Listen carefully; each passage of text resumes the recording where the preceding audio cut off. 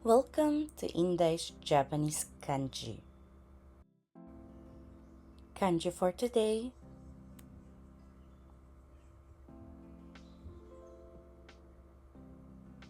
Level N3. 第4週の1日目になります。はい。Ano po ang kau? Guys, ano po tayo ha? Ang book po natin na ginagamit, pinagbabasihan para mag-aral po is Nihongo Somatome Entry po at kanji po tayo ngayon po. Ano po, tapos na po tayo sa goi, sa vocabulary po. Kanji na po tayo. Yoroshiku onegai itashimasu. Hai, dewa, Bindesu-san. Ano po ang kau?はい。to buy. そうです。bumili. はい。Ano po ang bumili, 英語で。bumili, Tagalog po siya. 全然大丈夫ですよ。書いて English po. Ano po ang 日用品? Daily necessities. Daily necessity products po. Ano po? Kasi yung hin po is product. Kaya magiging, kumbaga sa Tagalog po is mga produktong pang-araw-araw. Hi. Diyan pa po, stay lang po kayo. Ang kanji po na ito, alam niyo po kung ano po ito?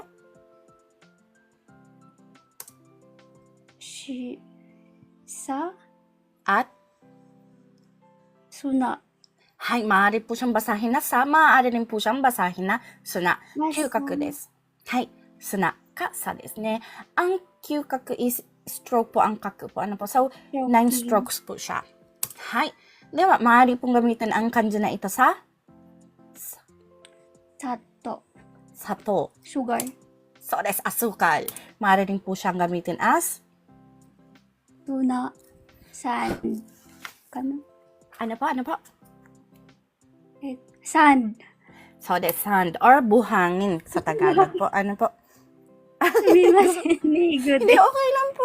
Okay lang po kahit English. Ang importante po dito, naiintindihan po natin kung ano po yung binabasa po natin pong kanyo po. Ano po. So, maging English man po yan or Tagalog, basta tama, correct po yun. Basta tama, correct din. Double na. Hi, stay tuned pa po. Ano naman po tong kanji na ito? Try to guess lang po. Pag mahirap po sabihin, ano po? So, desu, shio desu. Or, shio. Hi, maaari nyo rin po siyang basahin na? In. So, desu. 13 strokes po siya po. Ano po? Pag sulat niya is, saki ni kotchi ne. 1, 2, From left to 3. the right. そうそうそう。4、5、6、7、8、9、10、11、12、13ですね。はい。では、ang kanji na ito ay ginagamit sa? 食印。食印。 N。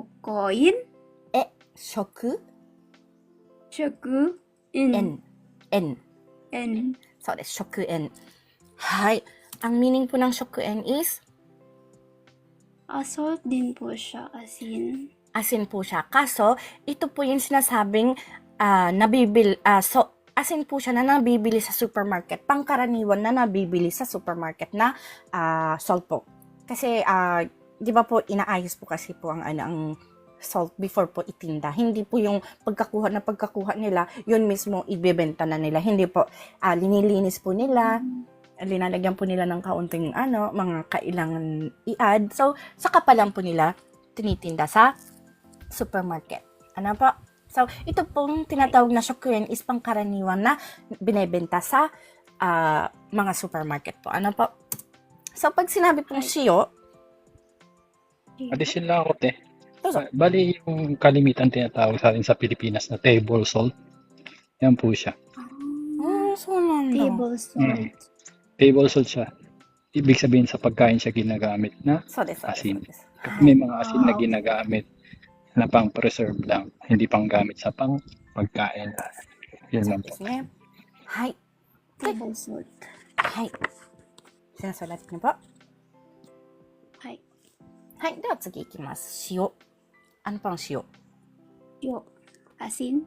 Parehas din po, Salt? asin. Pero Asin natural salt po siya.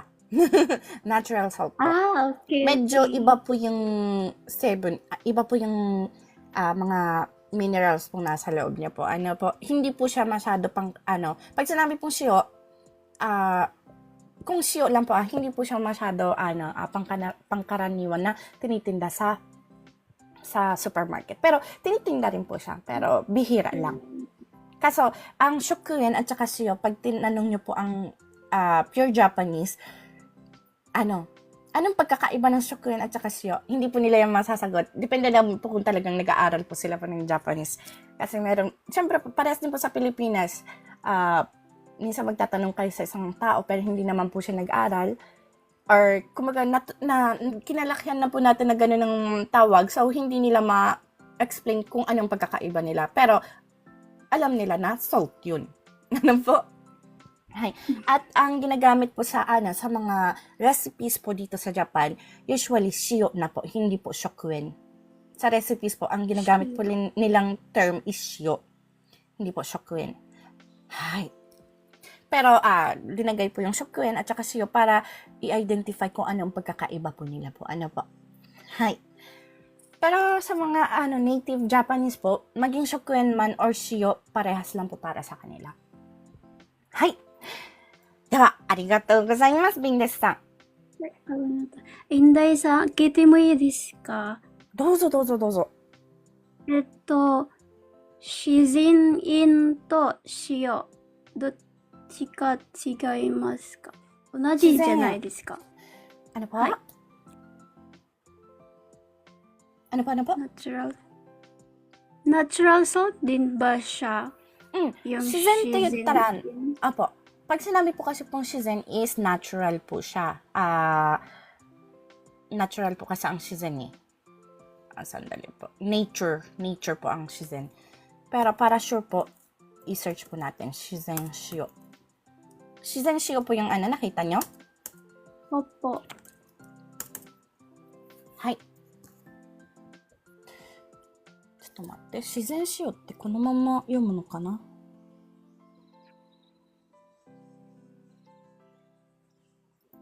Kasi nag-attend po ako ng kanina.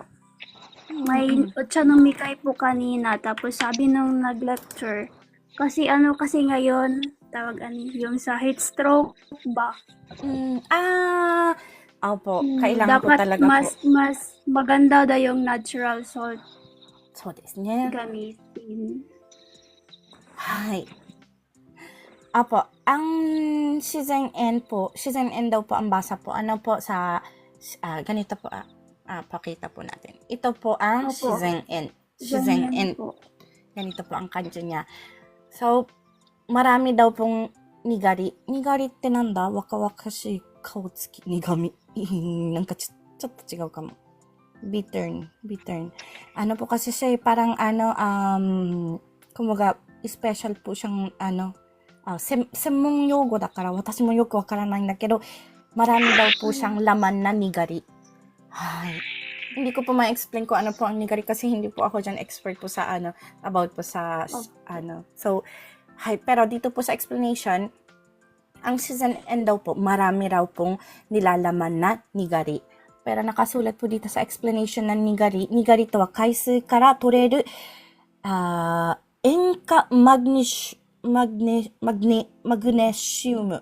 Marami daw pong magnesium, salt magnesium po ba ang tawag po nun? Na nakukuha from kaisui, tubig daw po ng dagat.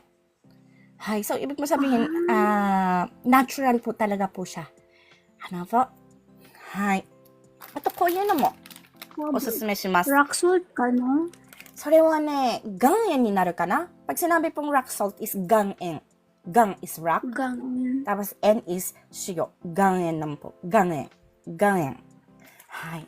で、ちなみに先ほど言っていた、塩分チャージ. Ito rin po maganda po to.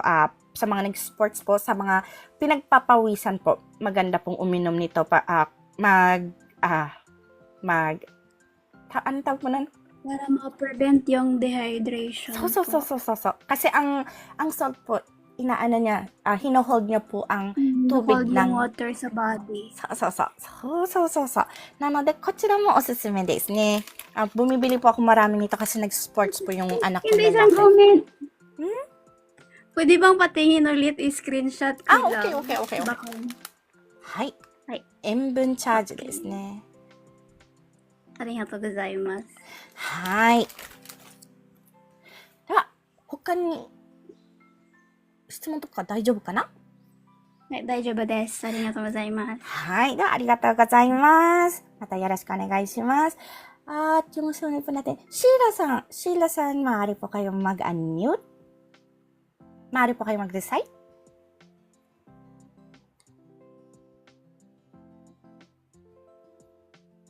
Ah, こんばんは。こんばんは。よろしくお願いします. よろしくお願いします。シーラさんは日本の方？フィリピンのあ、方？フィリピンから来ました。よろしくお願いします。インダイもフィリピンから来ました。フィリピン生まれです。よろしくお願いします。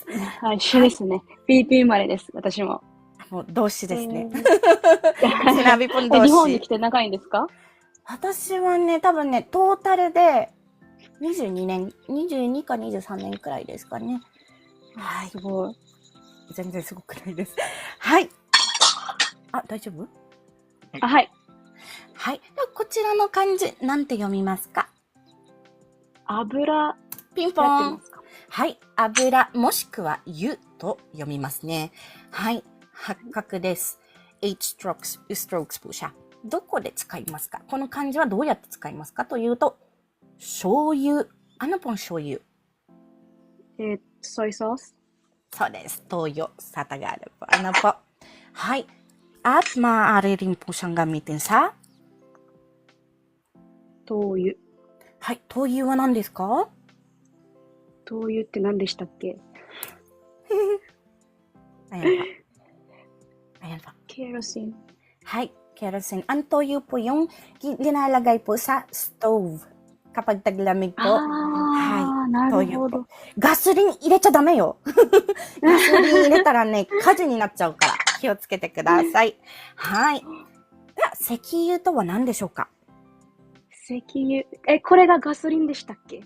そうです。ガソリン、ペトロリオ。出た。